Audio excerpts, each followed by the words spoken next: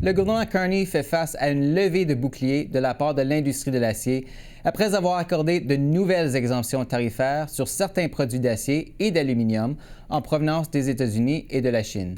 Il s'agit d'un autre coup dur pour une industrie déjà fragilisée.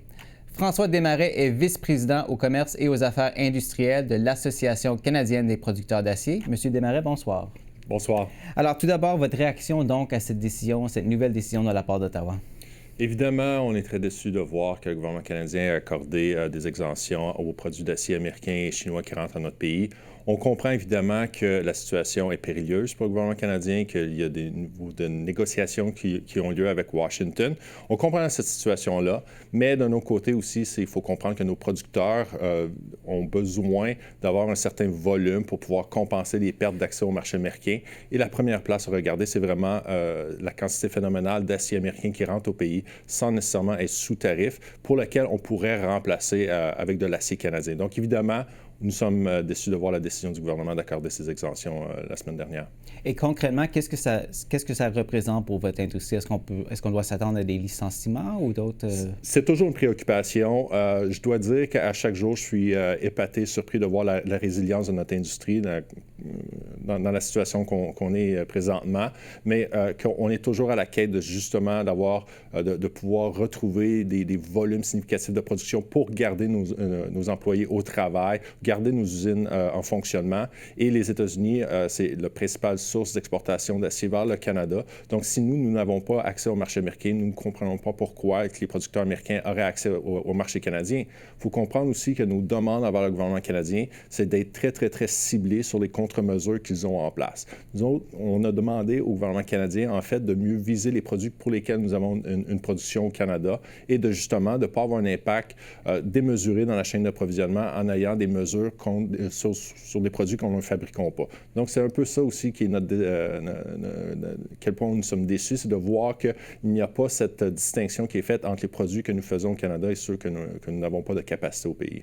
Là-dessus, le ministre des Finances, François-Philippe Champagne, s'est expliqué aujourd'hui, il maintient que ces exemptions sont, selon lui, ciblées, qu'elles répondent à des demandes de fabricants canadiens et qu'elles se limitent vraiment à des produits spécialisés qui doivent entrer au Canada pour maintenir des chaînes d'approvisionnement. Qu'est-ce que vous lui répondez? Moi, je crois qu'on aurait pu faire un meilleur travail sur justement l'étude de ces demandes-là parce que nous voyons et nous constatons que beaucoup de ce volume-là a une équivalence de production canadienne.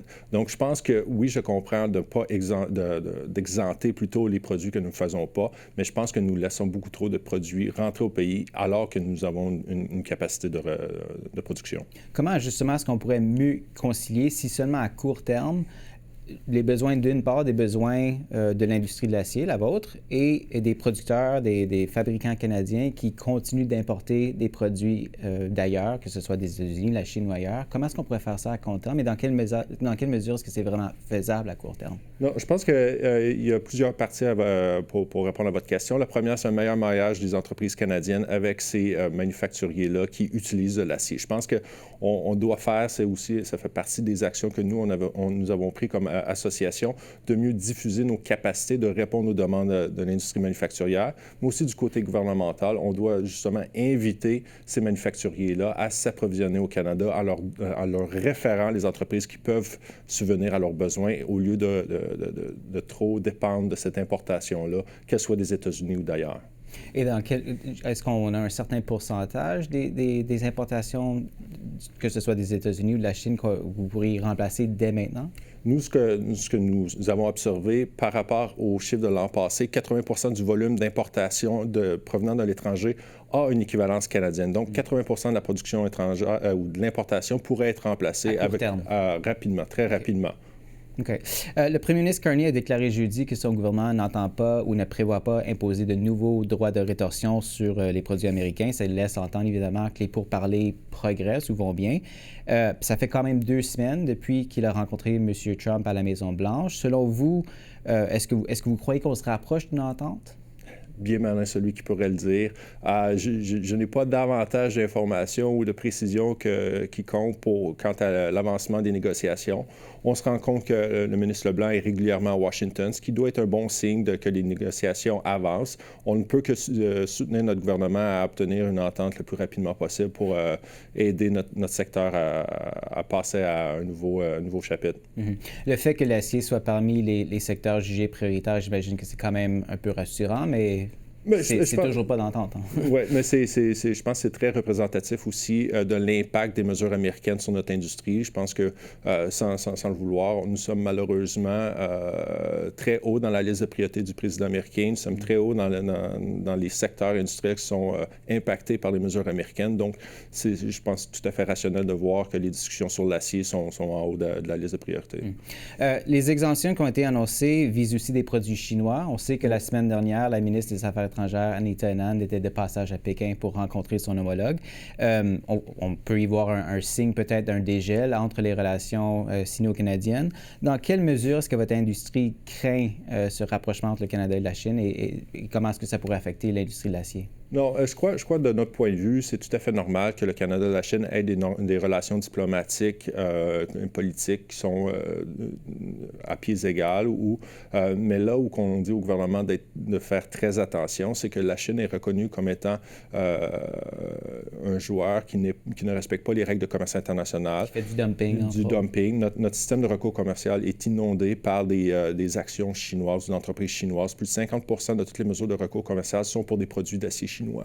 Donc, c'est important de rester vigilant à tout rapprochement ou dégel des relations entre le Canada et la Chine. Ce que nous, on dit par rapport à la Chine, encore une fois, c'est que nous devrions continuer de se départir de l'acier chinois dans nos chaînes d'approvisionnement et même dans les produits dérivés parce que la Chine ne joue pas selon les règles du jeu et fait du dumping régulièrement dans notre marché. Je veux juste revenir sur vos propos en ce qui concerne un meilleur mariage entre les besoins des entreprises canadiennes ici et ce que l'industrie peut fournir. Pourquoi est-ce que c'est si difficile de vendre au Canada? Et je comprends qu'il y a eu quand même des liens qui se sont bâtis au cours des dernières décennies, mais pourquoi est-ce que c'est si difficile de faire ce pivot? Bien, évidemment, on va parler de plus de 30 ans d'intégration nord-américaine.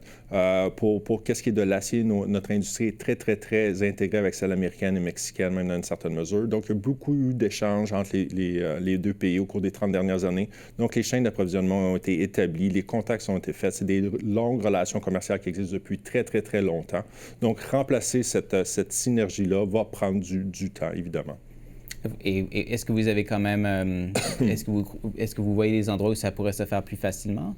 On le voit dans certains produits, sans rentrer trop dans les détails, mais nous aussi, qu'est-ce que nous constatons depuis plusieurs semaines, plusieurs mois, c'est beaucoup d'entreprises canadiennes se tournent vers nous et disent qu'ils veulent soutenir l'industrie canadienne, qu'ils veulent acheter canadien, ce qui fait plaisir à voir, évidemment, mais il faut en faire beaucoup parce que on parle de beaucoup d'importations au Canada, donc réorienter les chaînes d'approvisionnement vers des producteurs canadiens va demander un effort soutenu et à long terme. François Desmarais de l'Association canadienne des producteurs d'acier, merci d'avoir été avec nous ce soir. Merci beaucoup.